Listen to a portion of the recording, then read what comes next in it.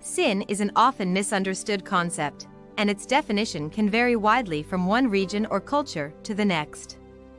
What is considered sinful in one country may be accepted or even celebrated in another.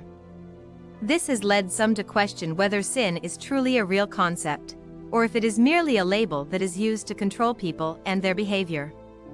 At a basic level, sin can be defined as an act that is contrary to God's law. This means that it is an action that God has declared to be wrong, and therefore something that should not be done. However, when it comes to determining what is actually considered sinful in a given context, there can be a lot of variation. For example, in some cultures, premarital sex is seen as a sin, while in others it is not. Similarly, certain types of clothing may be viewed as sinful in one region and not in another. In addition to cultural and regional influences, sin can also be affected by historical and religious perspectives. Many religious traditions have specific teachings that outline which actions are considered sinful and which are not.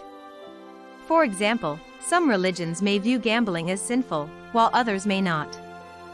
Similarly, while some may consider homosexuality to be a sin, others may not. These variations in what is considered sinful can make it difficult to determine if sin is truly a real concept or if it is simply a label that is used to control people and their behavior. On one hand, it could be argued that sin is a real concept, as it is a concept that is based on God's law. On the other hand, it could be argued that sin is only a label that is used to control people and their behavior. This is because the definition of sin can vary so widely from one region to the next. Ultimately, sin is a complex concept that can be difficult to define. While it is ultimately based on God's law, it can be affected by cultural, historical, and religious perspectives, which can lead to a wide variety of interpretations. This makes it difficult to determine whether sin is truly a real concept or if it is only a label that is used to control people and their behavior.